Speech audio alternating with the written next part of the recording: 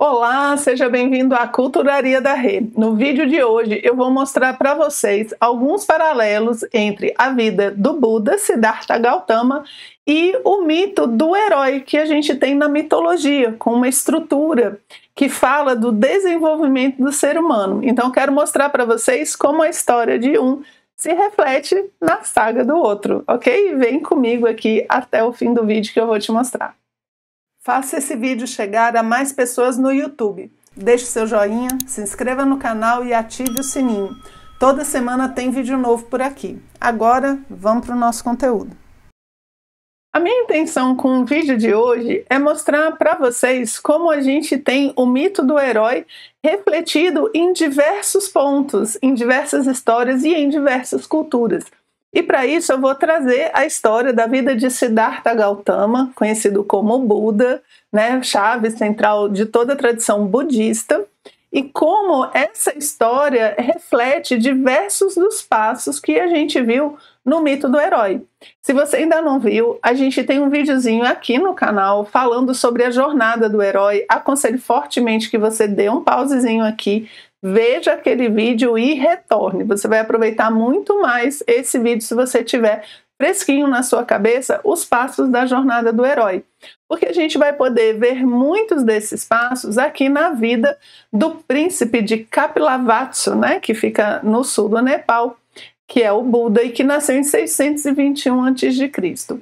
Ah, Renata, então você quer dizer que a história, mito é invenção, então a vida de Buda é uma invenção? Não, eu não estou falando isso. Eu estou falando que o mito se reflete na nossa vida. Toda vez que a gente vive uma situação na nossa vida, normalmente a gente tem um mito associado a ela. Por exemplo, eu sou levado pela sensualidade, pelos desejos. Você pode estar vivendo ali os mitos relacionados às ninfas, né, da água, as sereias. Quando a gente tem que matar um leão por dia, a gente vai dizer que você está fazendo como Hércules, né, matando ali o leão e tudo. Então, todas as áreas da vida, normalmente, elas têm um mito associado. Isso, inclusive, é muito legal de perceber. E quando a gente vai falar da vida dos grandes homens, a gente consegue associar com a história mítica da jornada do herói. Aqui no caso de Buda, tem vários elementos que são míticos mesmo, né? É uma cultura que trabalha com o mito de uma maneira mais natural, digamos assim. Mas a gente pode fazer isso na vida de grandes estadistas, na própria vida de Cristo. A gente pode ver muitas associações. E é isso que eu vou trazer aqui para vocês, porque a gente conhece da vida de Buda e faz uma revisada aí sobre o mito do herói, ok? Então vamos começar com a questão do nascimento, da gravidez profética, né? Os grandes homens, normalmente, eles são profetizados. Vêm os profetas antes, ou acontece alguma coisa antes, e tem essa profecia. E aqui, no caso da mãe de Buda, ela sonha que um elefante branco, né, roça ali a barriga dela. Eu vou contar a história numa das versões, tá, gente? Se você for pesquisar mais a fundo, você vai ver que tem várias versões, alguns detalhes variam, mas para o nosso objetivo aqui do vídeo isso não tem problema, tá legal? Então, o elefante roça, né, a tromba na barriga da mãe de Buda e ela engravida. O elefante branco é um sinal de sabedoria. Então aqui eles estão falando, não vai ser uma criança normal, é alguém especial, né, que vai vir por um augúrio já da sabedoria representada pelo elefante branco. O elefante sabedoria, né, o branco como pureza. Então esse conhecimento todo anuncia nesse sonho a chegada de um ser muito especial, que vai ser Siddhartha Gautama. E quando Siddhartha Gautama nasce, aqui é interessante, ele não nasce pequeno, ele nasce grande. Ele nasce grande, caminhando e falando e caminhando para os 4 pontos cardeais, norte, sul, leste e oeste. E é interessante porque, miticamente, o que isso daqui representa? Uma pessoa que veio para ensinar, né? A gente sabe que o herói, ele nunca é uma criança comum, ele faz coisas que nenhuma criança faz. Buda já caprichou, né? Na hora que nasceu, já chegou chegando. E aí ele anda, então, e meio que abençoa todos os pontos da Terra.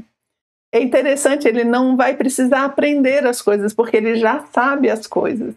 E ele faz os 4 pontos uma espécie de rito de sacralização do espaço ou de lidar com o espaço, né? Então ele fala assim, galera, cheguei, ó, nasci, tô aqui, norte, sul, leste, oeste, todo mundo atentos aqui, porque algo muito importante vai acontecer.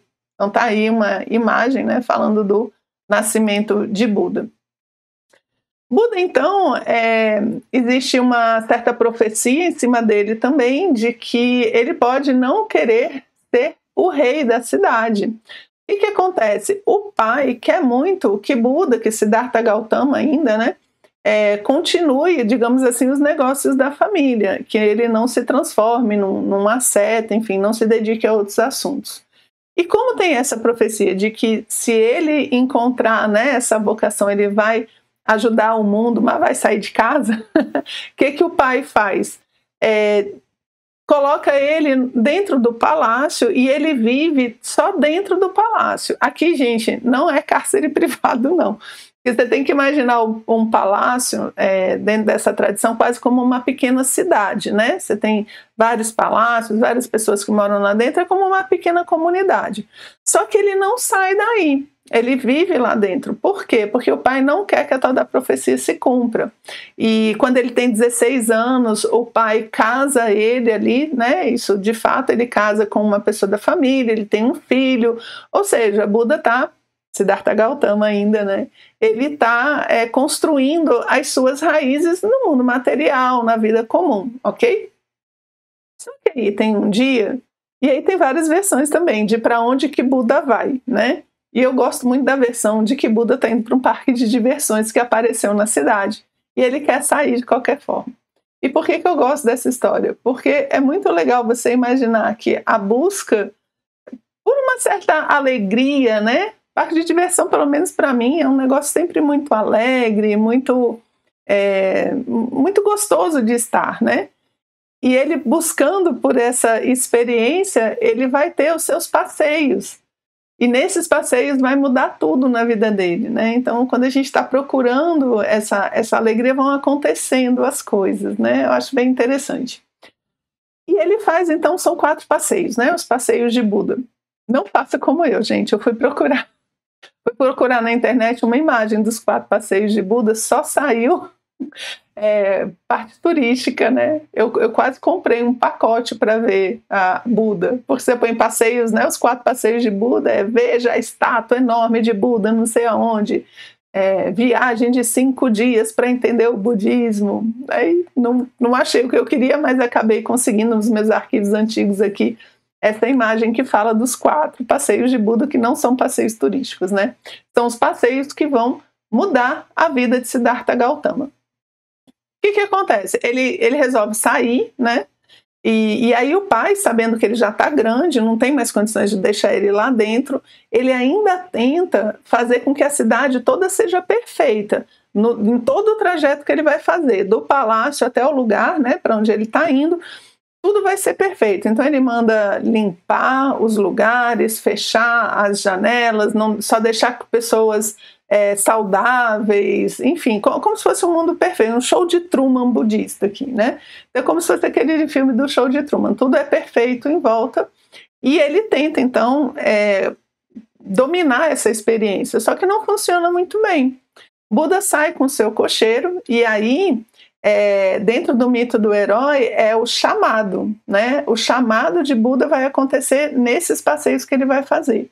E é interessante porque ele sai com um cocheiro, né? O auriga dele ali, e essa representação do cocheiro com os cavalos levando ele é toda uma representação simbólica também. O cocheiro é como se fosse os cavalos, né?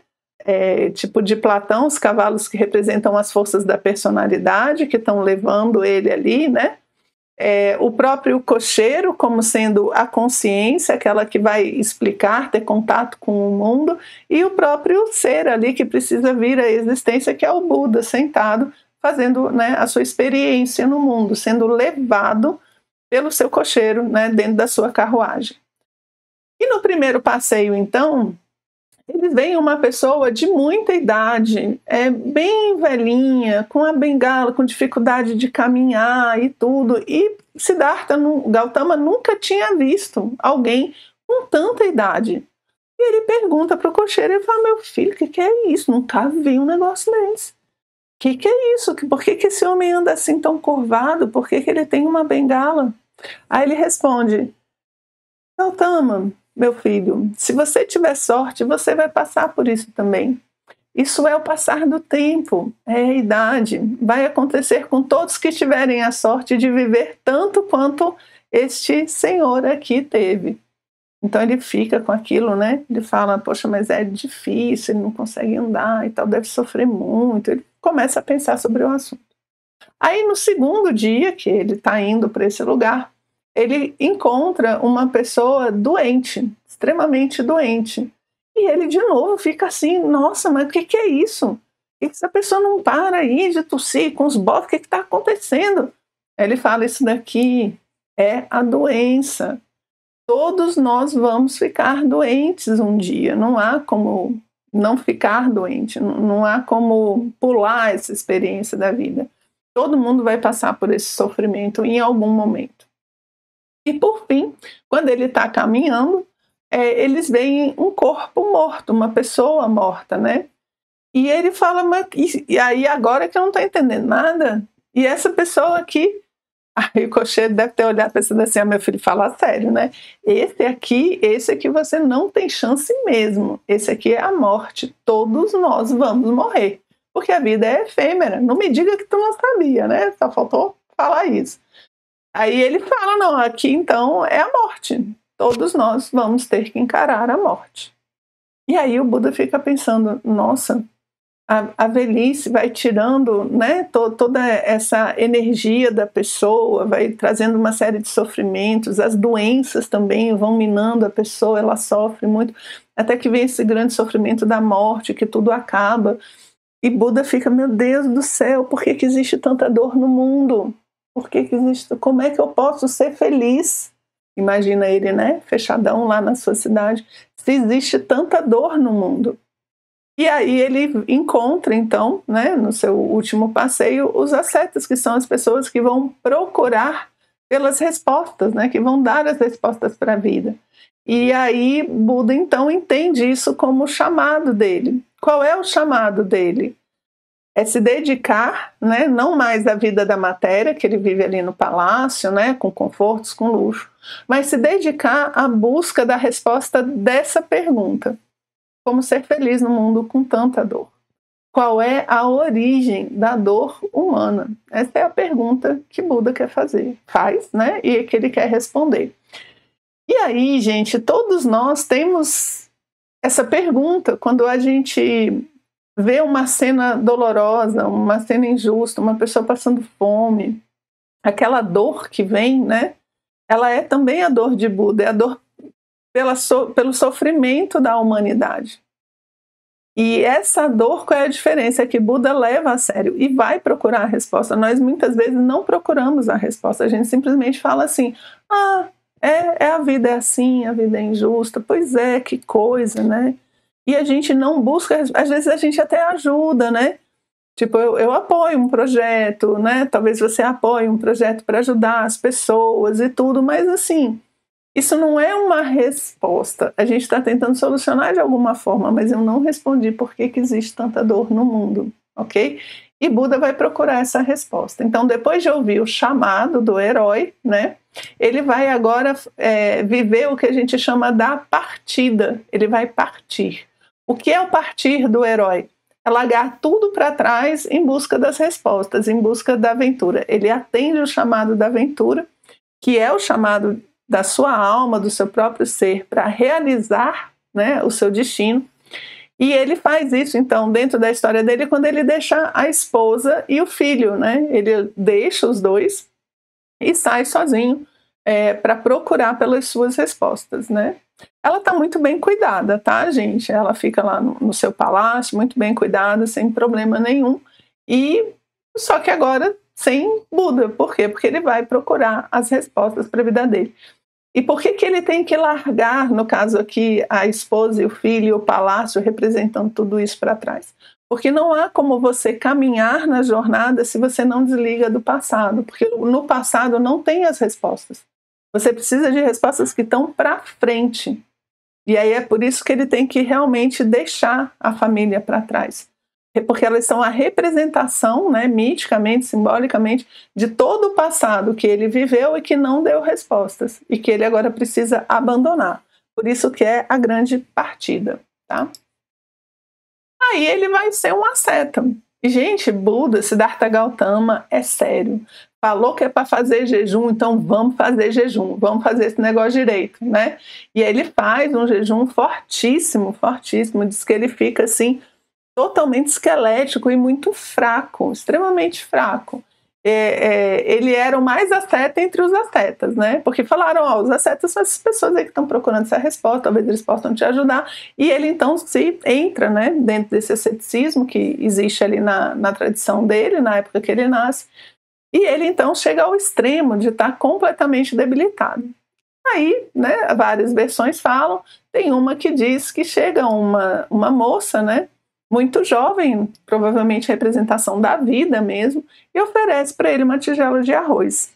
E quando ele come esse arroz, ele percebe que o corpo volta a ter energia, né? Ele volta a ter como se movimentar, enfim. E aí ele tem uma grande sacada. Ele fala assim, olha, a minha resposta não está nos extremos. Porque eu tive dois extremos. Um foi viver no palácio, com tudo do bom e do melhor, e eu não tive respostas. Agora eu fui para o outro extremo, foi asceta, não comi, não tinha nada, não tinha posses, e também não tive respostas. Então ele fala, a resposta está no caminho justo, no justo caminho do meio, e não nos extremos. E aí ele larga, então, esse asceticismo e vai procurar por suas respostas. Ele senta debaixo da árvore Bodhi, que é um tipo de figueira, né? Várias cidades têm figueiras, né? Tem nas praças, às vezes tem as figueiras. Toda vez que você passar perto de uma figueira, você lembra de Buda, tá? Porque ele senta debaixo dessa árvore, né? Que é a árvore do conhecimento, da sabedoria, é representação da árvore da vida. E ele fala assim, agora eu só levanto quando eu entender como é que essa geringonça funciona. Eu não saio daqui enquanto eu não entender. E entra num estado de meditação profunda, profunda. Qual é essa parte do mito do herói? A descida aos infernos. Né? Buda vai descer aos seus infernos, vai passar pelas provas, pelas tentações de Mara, né? A deusa das ilusões, que vai mandar para ele, bem a tentação no deserto ali, né? Vai oferecer... Agora é difícil oferecer alguma coisa para Buda, né? Porque riqueza, dinheiro, poder ele já tinha, porque ele era príncipe, já tinha aberto mão. Esposa, tal, ele já teve a esposa dele e tudo. Então é difícil seduzir esse cidadão, né? Mas eles tentam, fazem diversas propostas, tal, e Buda sempre nega, né? Até que ele consegue chegar, apesar de tudo, ele passa por essa prova, essa descida aos infernos, como se ele estivesse matando seu minotauro ali, né? E consegue voltar, então, iluminado. Agora ele deixa de ser Siddhartha Gautama e se torna o Buda. É o momento da iniciação, né? É quando ele volta desses infernos, volta dessas provas iniciáticas, e agora ele tem consciência de si, consciência da sua missão. É o herói que agora sabe o que tem que fazer. E o que ele faz? Ele vai agora disseminar esse conhecimento que ele tem sobre a causa da dor, que essa era a grande pergunta, né? O que causa a dor? E ele descobre, tem a sua grande iluminação, né? A relação com o apego, e ele sai, então, agora cumprindo essa sua missão, fazendo com que esse conhecimento que ele obteve chegue a mais pessoas. Agora é quando o Buda chega no seu auge. Então ele chama os ascetas, né, que estavam ali junto com ele naquela época, e começa a explicar para ele a causa da dor, que são as 4 nobres verdades que vai dar a base do budismo. E como o nosso vídeo aqui é sobre mitologia, né, não vou entrar na doutrina budista, isso daí vai ser um assunto para um outro vídeo, Mas fica aqui essa junção. O que eu sugiro para vocês? Sempre que vocês forem ver a vida de um grande homem, né, de um iniciado, um iluminado como Buda, né, porque Buda significa justamente iluminado, iluminação, que é o estado de consciência que você chega nesse momento.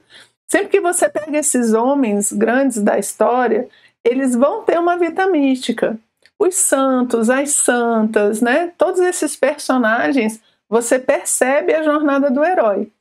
E aí, Renata, quem está certo? É o mito, é a vida da pessoa? Esses dois se entrelaçam. Você viu que aqui na vida de Buda tem muitas coisas míticas, do tipo ele nascer grande, né? Essas histórias já são mitos por si só. Mas na vida biográfica de muitas pessoas, você consegue perceber também os mitos heróicos. Por quê?